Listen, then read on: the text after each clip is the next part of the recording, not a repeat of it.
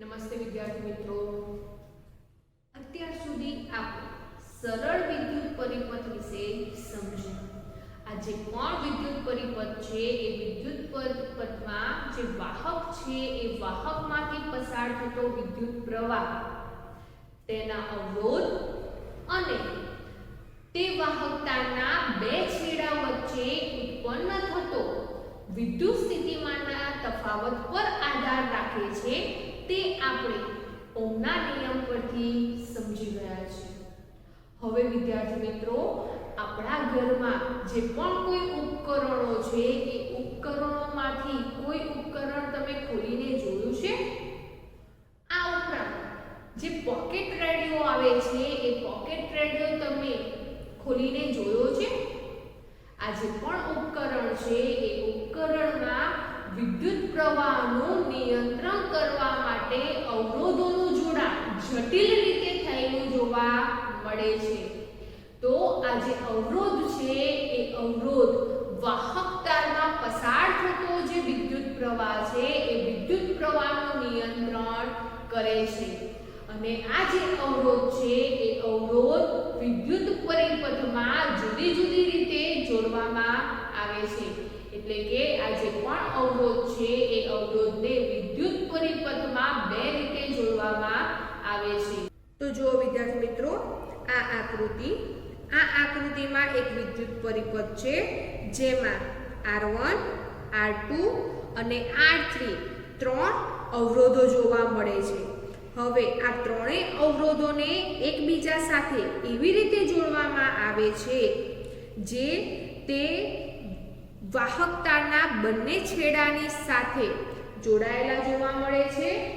ઉપરાંત તેની સાથે વિદ્યુત ઉદ્ગમ જોડી બંધ માર્ગ રચાય છે.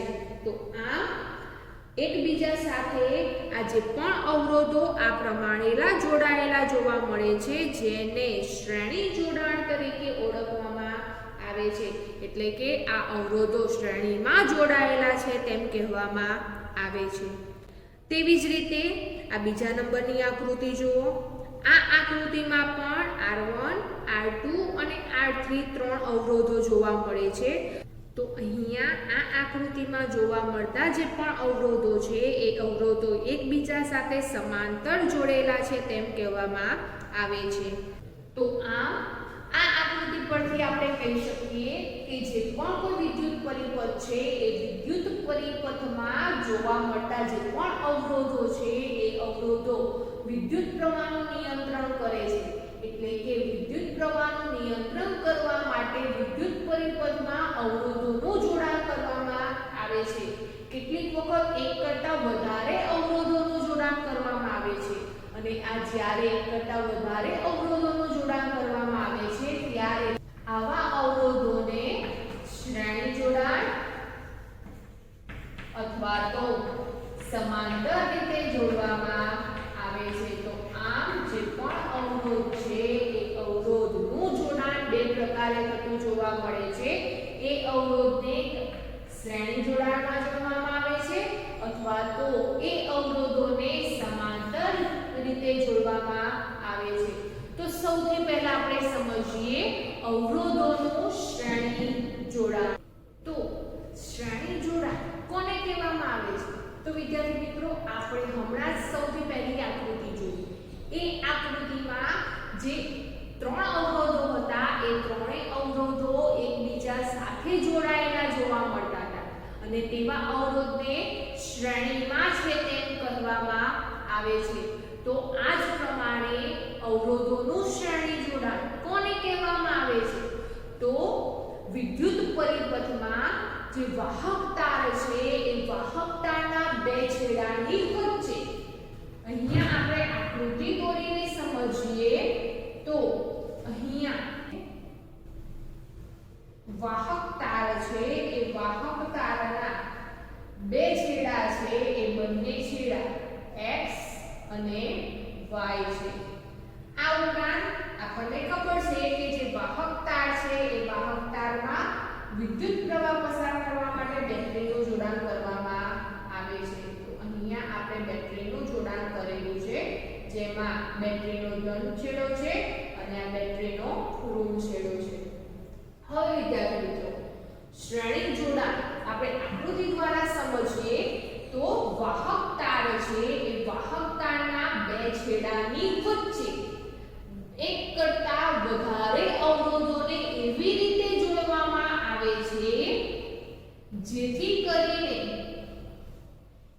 એ વિદ્યુત પરિપથમાં વહેતો જે વિદ્યુત પ્રવાહ છે એ વિદ્યુત પ્રવાહ જે અહીંયા આકૃતિમાં ત્રણ અવરોધો આપણે દર્શાવેલા છે, અવરોધ R1, અવરોધ R2 અને અવરોધ R3. આપણને ખબર છે અવરોધ માટેની સંજ્ઞા ઝિગઝેગ જોવા મળે છે. તો અહીંયા ત્રણ આપણે ઝિગઝેગ જેવી રચના દર્શાવેલી છે જે અવરોધની સંજ્ઞા છે. તો અહીંયા આ જે વિદ્યુત પરિપથ છે એ વિદ્યુત પરિપથમાં ત્રણ અવરોધો એવી રીતે જોડ્યા છે જેથી કરીને એ વિદ્યુત પરિપથમાં વહેતો જે વિદ્યુત પ્રવાહ છે એ વિદ્યુત પ્રવાહ ત્રણેય અવરોધોમાંથી એક સરખો જ પસાર થતો જોવા મળે છે. એટલે કે વિદ્યુત પ્રવાહનું મૂલ્ય ત્રણેય અવરોધોમાં એક સરખું જોવા મળે છે. ઉપરાંત આ વિદ્યુત પ્રવાહ પસાર થવા માટેનો જે માર્ગ છે એ માર્ગ પણ એક જ હોવો જોઈએ. તો આમ આવી રીતે જોડેલા જે અવરોધો છે તે શ્રેણીમાં છે તેમ કહેવામાં આવે છે. તો અવરોધોનું શ્રેણી જોડાણ કોને કહેવામાં આવે છે? તો પરિપથના બે બિંદુઓ વચ્ચે અથવા તો બે છેડાઓ વચ્ચે એક કરતા વધુ અવરોધોને એવી રીતે જોડવામાં આવે છે કે જેથી કરીને દરેક અવરોધમાંથી પસાર થતો વિદ્યુત પ્રવાહ કેવો હોય? તો સમાન હોય. ઉપરાંત તેને વહેવા માટેનો માર્ગ પણ કેવો હશે? તો તેને વહેવા માટેનો માર્ગ પણ એક જ હોય. ત્યારે તે અવરોધો બે બિંદુઓની વચ્ચે શ્રેણીમાં જોડાયેલા છે તેમ કહેવામાં આવે છે. તો અહીંયા આ જે આકૃતિ છે એ આકૃતિમાં જે ત્રણ અવરોધ છે એ ત્રણેય અવરોધોમાંથી પસાર થતો જે વિદ્યુત પ્રવાહ છે એ વિદ્યુત પ્રવાહ કેવો જોવા મળે છે? I જેટલો જોવા મળે છે. અને વિદ્યુત પ્રવાહ આપણને ખબર છે કે બેટરીના ધન છેડાથી ઋણ છેડા તરફ ગતિ કરે છે. તો આમ અહીંયા આ જે આકૃતિ છે એ આકૃતિમાં જોડાયેલા જે પણ અવરોધ છે એ અવરોધ શ્રેણીમાં છે તેમ કહેવામાં આવે છે. આ ઉપરાંત વિદ્યાર્થીઓ અહીંયા વિદ્યુત પ્રવાહ ત્રણેય અવરોધોમાં એક સરખો જોવા મળે છે, પરંતુ ઉત્પન્ન થતો જે વિદ્યુત સ્થિતિમાનનો તફાવત છે એટલે કે જે વોલ્ટેજ ડ્રોપ છે એ વોલ્ટેજ ડ્રોપ અથવા તો વિદ્યુત સ્થિતિમાનનો તફાવત ત્રણેય અવરોધોમાં વહેંચાયેલો જોવા મળે છે.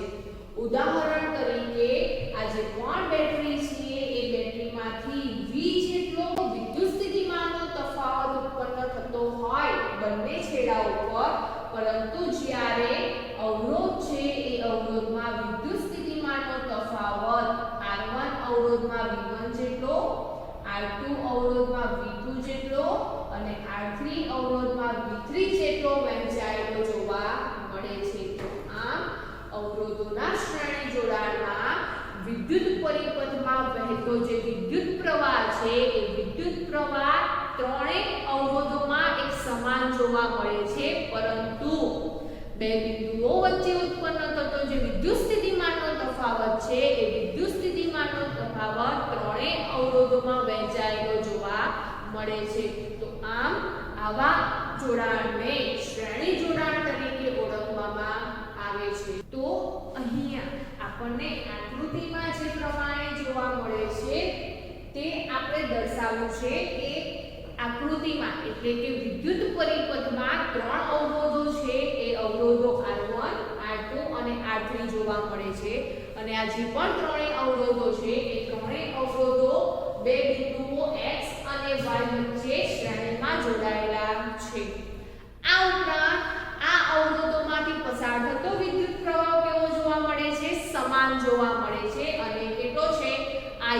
જોવા મળે છે, પરંતુ બેટરીમાંથી ઉત્પન્ન થતો જે કુલ વોલ્ટેજ છે, કુલ વિદ્યુત સ્થિતિમાનનો તફાવત છે, એ જે અવરોધ છે એ અવરોધના મૂલ્ય પ્રમાણે વહેંચાય છે.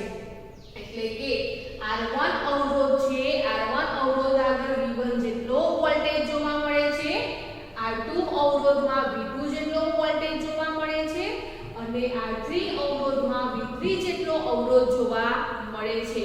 અને અહીંયા આ જે પણ ત્રણે વોલ્ટેજ છે જે વહેંચાયેલા છે V1, V2 અને V3, ત્રણે વોલ્ટેજ એટલે કે ત્રણે વિદ્યુત સ્થિતિમાનના તફાવતનો જ્યારે સરવાળો કરીએ છીએ ત્યારે આપણને કુલ વોલ્ટેજ V પ્રાપ્ત થતું જોવા મળે છે. તો આમ શ્રેણી જોડાણમાં વિદ્યુત પ્રવાહ એક સમાન જોવા મળે છે, પરંતુ ઉત્પન્ન થતો વિદ્યુત સ્થિતિમાનનો તફાવત આપણને વહેંચાયેલો જોવા મળે છે અને જે પણ વહેંચાયેલો વિદ્યુત સ્થિતિમાનનો તફાવત છે એનો સરવાળો કરીએ છીએ ત્યારે આપણને કુલ વોલ્ટેજ પ્રાપ્ત થતો જોવા મળે છે, જેને આપણે એક સમીકરણ કહીશું. હવે વિદ્યાર્થીઓ, આ જે પણ વિદ્યુત પરિપથ છે એ વિદ્યુત પરિપથમાં ત્રણ અવરોધો જોવા મળે છે, પરંતુ આ ત્રણેય અવરોધોમાંથી વિદ્યુત પરિપથમાં એક જ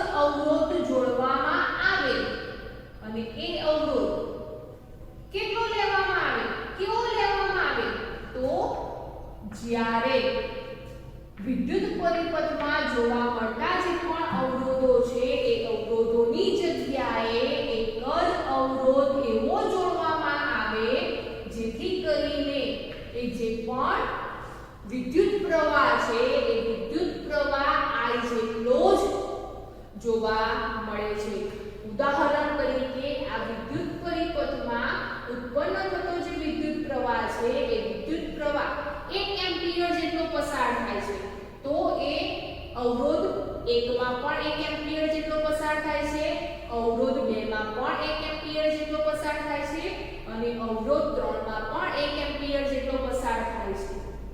તો આ જોડાણને શ્રેણી જોડાણ તરીકે ઓળખીશું અને આ જ પરિપથમાં આ ત્રણેય અવરોધોની જગ્યાએ એક જ અવરોધ એવો જોડવામાં આવે છે જેથી કરીને એ પરિપથમાં પસાર થતો જે વિદ્યુત પ્રવાહ છે એ વિદ્યુત પ્રવાહ પણ આપણને I જેટલો જોવા મળે છે. તો અહીંયા આ જે અવરોધ છે એ અવરોધને સમતુલ્ય અવરોધ તરીકે ઓળખવામાં આવે છે. સમતુલ્ય અવરોધ એટલે કે વધારે અવરોધો કરતા એક જ અવરોધ એવી રીતે જોડવામાં આવે જેથી કરીને વિદ્યુત પરિપથમાં થી પસાર થતો જે વિદ્યુત પ્રવાહ છે એ વિદ્યુત પ્રવાહ I જેટલો જ જોવા મળે છે. તો આ જે આકૃતિ છે એ વિદ્યુત પરિપથની છે જેમાં અવરોધો શ્રેણીમાં જોડાયેલા જોવા મળે છે અને અહીંયા આ જે આકૃતિ છે એ સમતુલ્ય અવરોધના પરિપથની છે, જેમાં જે ત્રણ અવરોધો છે એ ત્રણેય અવરોધોને ભેગા કરીને એક જ અવરોધ એવો જોડવામાં આવ્યો છે જેથી કરીને આ પરિપથમાં જેટલો વિદ્યુત પ્રવાહ પસાર થાય છે તેટલો જ વિદ્યુત પ્રવાહ આ પરિપથમાંથી પસાર થતો જોવા મળે છે. એટલે કે આ પરિપથમાં 1 એમ્પિયર જેટલો વિદ્યુત પ્રવાહ પસાર થાય તેવી જ પ્રમાણે અહીંયા આ જે સમતુલ્ય અવરોધ છે એ અવરોધનું જોડાણ એવું કરવામાં આવે છે તો અહીંયા આ પરિપથમાં પણ 1 એમ્પિયર જેટલો જ વિદ્યુત પ્રવાહ પસાર થતો જોવા મળે છે. તો આમ અહીંયા આ જે આકૃતિ છે એ આકૃતિ સમતુલ્ય વિદ્યુત પરિપથની જોવા મળે છે, જ્યારે આ આકૃતિ છે એ ફક્ત વિદ્યુત પરિપથની છે. તો આમ શ્રેણી જોડાણ છે એ શ્રેણી જોડાણમાં અવરોધોને એકબીજાના છેડાઓ સાથે જોડવામાં આવે છે. તો આમ સમતુલ્ય અવરોધ કોને કહેવામાં આવે છે, તો પરિપથમાં ત્રણ અવરોધોને બદલે એક જ અવરોધ R એવો જોડવામાં આવે છે કે જેથી કરીને પરિપથમાંથી વહેતો વિદ્યુત પ્રવાહ I જેટલો જ રહે છે. તો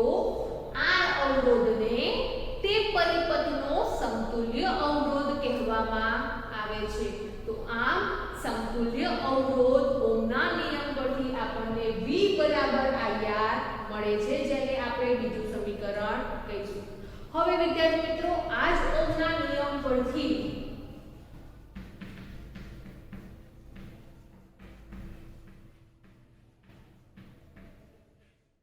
R1 R2 અને R3 અવરોધ પર ઉત્પન્ન થતો વિદ્યુત સ્થિતિમાનનો તફાવત શોધીએ તો શું જોવા મળશે?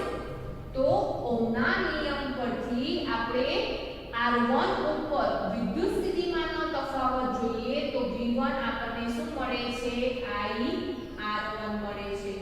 તેવી જ રીતે V2 શું મળે છે આપણને? તો V2 બરાબર I R2 મળે અને V3 બરાબર શું મળે? તો V3 બરાબર I R3 મળે છે. કેમ? કારણ કે V1 છે એ અવરોધ R1 પર ઉત્પન્ન થતો વિદ્યુત સ્થિતિમાનનો તફાવત છે અને I છે એ વિદ્યુત પ્રવાહ તો બધામાં એક સમાન જોવા મળે છે, માટે V1 બરાબર I R1, V2 બરાબર I R2 અને V3 બરાબર I R3 ઓહ્મના નિયમ પરથી આપણને જોવા મળે છે. હવે વિદ્યાર્થી મિત્રો, આ જે પણ આપણને ઓહ્મના નિયમ પરથી જે R1, R2 અને R3 પર વિદ્યુત સ્થિતિમાનનો તફાવત જોવા મળે છે એ ત્રણેયનો આપણે સરવાળો કરીએ. V1 V2 V3 બરાબર V1 ની જગ્યાએ આપણે તેની કિંમત મૂકીએ I R1 V2 ની જગ્યાએ I R2 અને તેવી જ રીતે V3 ની જગ્યાએ I R3. તો હવે જ્યારે સરવાળો કરીએ છીએ ત્યારે આપણને V1 V2 અને V3 જોવા મળે છે. હવે સમીકરણ 1 માં આપણને દર્શાવેલું છે કે V1 V2 અને V3 બરાબર શું જોવા મળે છે? તો કુલ વોલ્ટેજ જોવા મળે છે. તો સમીકરણ 1 પરથી V1 V2 V3 બરાબર આપણે શું લખી શકીએ? V લખી શકીએ, એટલે કે કુલ વિદ્યુત સ્થિતિમાનનો તફાવત લખી શકીએ. તો V બરાબર I R1 I R2 I R3 થશે. હવે વિદ્યાર્થી મિત્રો, અહીંયા જે કુલ વિદ્યુત સ્થિતિમાનનો તફાવત V છે એ V બરાબર બીજા સમીકરણમાં આપણને સમતુલ્ય અવરોધ V બરાબર IR જોવા મળે છે. એટલે કે વિદ્યુત સ્થિતિમાનનો તફાવત છે તે ઓહ્મના નિયમ પરથી આપણને IR જોવા મળે છે. તો અહીંયા ફરી સમીકરણ 2 પ્રમાણે જે કુલ વોલ્ટેજ છે એ કુલ વોલ્ટેજ બરાબર IR લખી શકાય. તો અહીંયા IR ક્યાંથી આવ્યું? તો સમીકરણ 2 પરથી. ત્યારબાદ વિદ્યાર્થી મિત્રો, અહીંયા આપણને ખબર છે કે જે વિદ્યુત પ્રવાહ છે એ વિદ્યુત પ્રવાહનું મૂલ્ય કેવું જોવા મળે છે? એક સમાન જોવા મળે છે. તો અહીંયા જે IR1, IR2 અને IR3 છે તેમાં વિદ્યુત પ્રવાહ સમાન હોવાને કારણે તેને કોમન લઈ શકાય. તો તેને સામાન્ય બહાર કાઢીએ તો I એક સરખો હોવાને કારણે I ને આપણે કોમન કાઢીએ તો બાકી શું રહે છે? તો R1 R2 R3. હવે વિદ્યાર્થી મિત્રો, સાદું રૂપ આપીએ તો I અંશમાં છે તો ક્યાં જશે? છેદમાં. અથવા તો આ I અંશમાં છે તો અહીંયા ક્યાં જશે? છેદમાં. અને વિદ્યુત પ્રવાહ કેવો જોવા મળે છે? તો શ્રેણી જોડાણમાં જે વિદ્યુત પ્રવાહ છે એ એક સમાન જોવા મળે છે, જેથી કરીને અહીંયા જે I વિદ્યુત પ્રવાહ છે એ વિદ્યુત પ્રવાહ શું થાય છે? સરખો હોવાથી તેનો ભાગ ચાલે છે. તો આમ અહીંયા આપણને શું મળે છે? તો R બરાબર R1 R2 R3. તો આમ અહીંયા જે R સમતુલ્ય અવરોધ છે એ સમતુલ્ય અવરોધ જ્યારે શ્રેણી જોડાણ હોય ત્યારે શ્રેણી જોડાણમાં જે સમતુલ્ય અવરોધ છે એ સમતુલ્ય અવરોધ જે પણ અવરોધ આપણે જોડેલા છે એ અવરોધોનો સરવાળો કરવાથી પ્રાપ્ત થતું જોવા મળે છે. તો આમ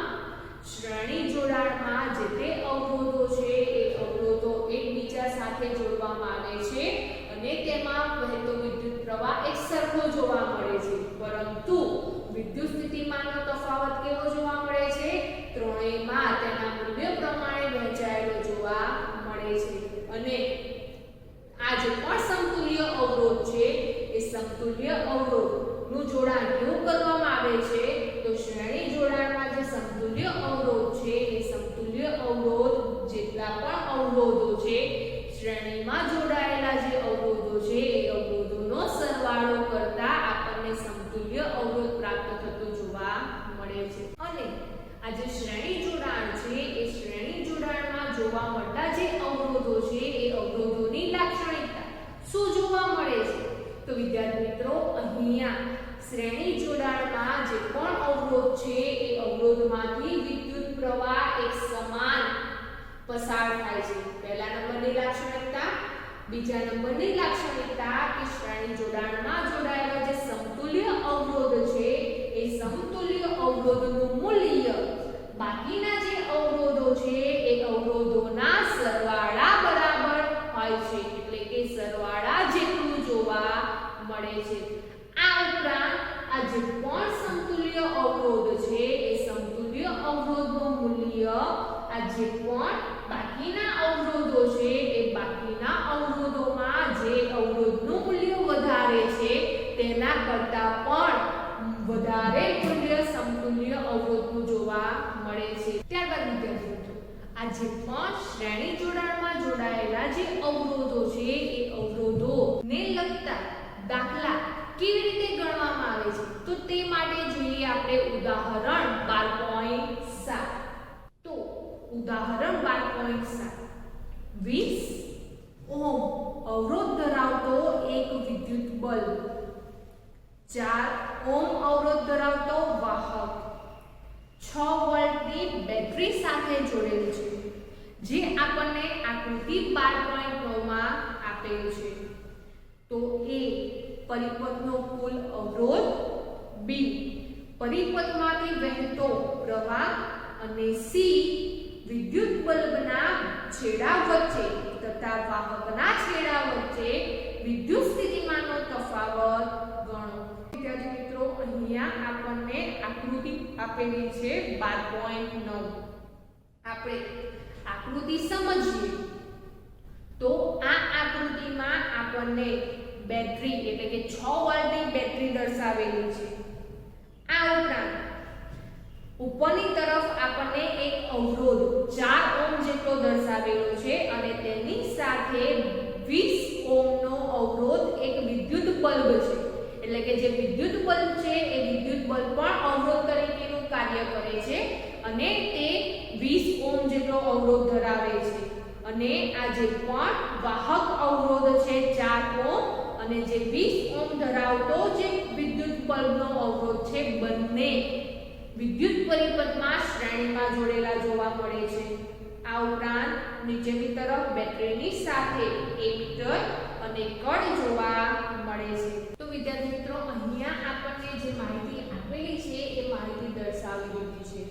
ત્યારબાદ આ જે પણ આપણને માહિતી આપેલી છે તેના એકમ એસઆઈ એકમ છે તે આપણે જોઈએ. તો અહીંયા આપણને જે અવરોધ આપેલા છે વિદ્યુત બલ્બ અને વાહક બંને શ્રેણીમાં જોડાયેલા જોવા મળે છે અને બંનેના અવરોધનો એકમ એસઆઈ એકમ છે. તેવી જ રીતે બેટરીમાંથી કુલ જે વોલ્ટેજ છે એ કુલ વોલ્ટેજ પણ આપણને એસઆઈ એકમમાં આપેલો છે. તો સૌથી પહેલા શું શોધવાનું કીધું છે? તો સૌથી પહેલા આપણને એ પરિપથનો કુલ અવરોધ શોધવાનો છે. તો વિદ્યાર્થી મિત્રો, પરિપથનો કુલ અવરોધ R શોધવાનો છે. કેવી રીતે શોધીશું? તો હમણાં જ આપણે શ્રેણી જોડાણના સમતુલ્ય અવરોધનું સૂત્ર સમજી ગયા છીએ. તેવી જ રીતે અહીંયા આપણે તે સૂત્રનો ઉપયોગ કરીશું કે અહીંયા કુલ અવરોધ અથવા તો સમતુલ્ય અવરોધ R શોધવા માટે અથવા તો R મેળવવા માટે શ્રેણીમાં જોડાયેલા જેટલા પણ અવરોધો છે એ અવરોધોનો સરવાળો કરવામાં આવે છે. તો સૌથી પહેલા કુલ અવરોધ R બરાબર કેવી રીતે શોધીશું? R1 + R2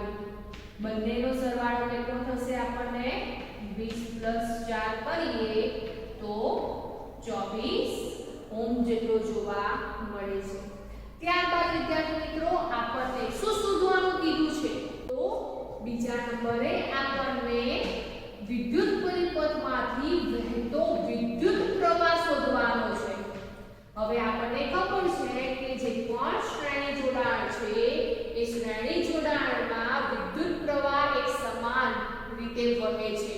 તો અહીંયા વિદ્યુત પ્રવાહ શોધવા માટેનું સૂત્ર શું થશે? તો વિદ્યુત પ્રવાહ શોધવા માટેનું સૂત્ર આપણે અગાઉના નિયમ પરથી મેળવી ગયા છીએ. તો અહીંયા વિદ્યુત પ્રવાહ I શોધવા માટેનું સૂત્ર થશે V/R. હવે આ સૂત્રમાં કિંમત મૂકીએ તો V બરાબર કેટલા આપેલા છે? 6 વોલ્ટ અને કુલ અવરોધ આપણને કેટલો મળે છે? 24. તો જવાબ આપણને શું મળશે? 1/4. હવે 1/4 કરીએ તો શું જવાબ મળશે? તો 0.25 એમ્પિયર જોવા મળે છે. તો આમ જે પણ વિદ્યુત પરિપથ છે એ વિદ્યુત પરિપથમાં 24 ઓહ્મ જેટલો કુલ અવરોધ ઉત્પન્ન થતો જોવા મળે છે અને તે વિદ્યુત પરિપથમાં 0.25 એમ્પિયર જેટલો વિદ્યુત પ્રવાહ પસાર થતો જોવા મળે છે. ત્યારબાદ ત્રીજા નંબરે આપણને શું શોધવાનું કીધું છે? તો ત્રીજા નંબરે આપણને જે અવરોધ આપેલા છે, બંને અવરોધ, એટલે વિદ્યુત બલ્બ અને બીજો છે વાહક. તો આ બંને અવરોધ પર ઉત્પન્ન થતો જે વિદ્યુત સ્થિતિમાનનો તફાવત છે એ વિદ્યુત સ્થિતિમાનના તફાવત આપણે શોધવાનો છે. તો સીમા સૌથી પહેલા આપણે લઈએ વિદ્યુત બલ્બ ના છેડા વચ્ચે ઉદ્ભવતો વિદ્યુત સ્થિતિમાનનો તફાવત.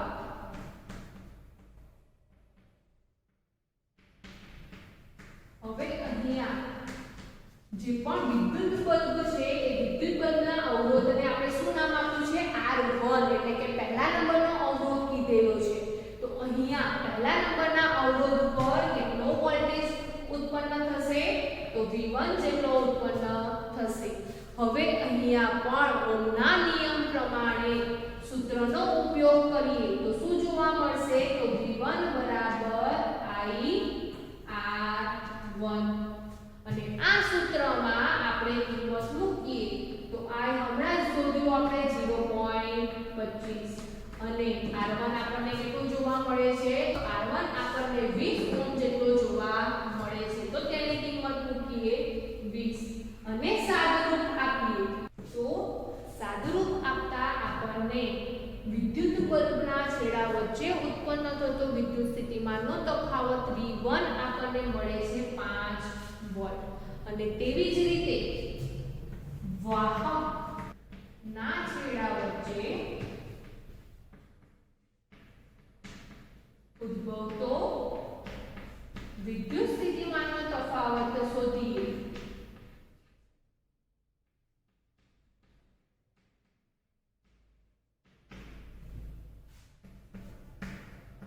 એ કેટલો જોવા મળશે? તો V2 જેટલો જોવા મળશે. અને તે શોધવા માટેનું સૂત્ર શું થશે? તો V2 બરાબર I/R2. એ પણ ઓહ્મના નિયમ પરથી આપણને મળે છે. અને આ સૂત્રમાં કિંમત મૂકીએ તો 0.25 ગુણ્યા R2 ની કિંમત કેટલી જોવા મળે છે? તો R2 બરાબર આપણને 4 ઓહ્મ જેટલું જોવા મળે છે. તો અહીંયા આપણે સાદુરૂપ આપીએ 1 વોલ્ટ જવાબ મળે છે. તો આમ આ પ્રમાણે આપણે શ્રેણી જોડાણમાં જોડાયેલા જે પણ અવરોધ છે એનો કુલ અવરોધ ઉપરાંત એક પરિપથમાંથી વહેતો વિદ્યુત પ્રવાહ ઉપરાંત અવરોધોમાં વહેંચાયેલો જે કુલ વોલ્ટેજ છે એ વિદ્યુત સ્થિતિમાનના તફાવતને કેવી રીતે શોધવામાં આવે છે તે આપણે ઉદાહરણ 12.7 દ્વારા સમજ્યા. તેવી જ રીતે ઇન્ટેક્સના પ્રશ્નો એટલે કે ઇન્ટેક્સના દાખલા અને સ્વાધ્યાયના દાખલા છે.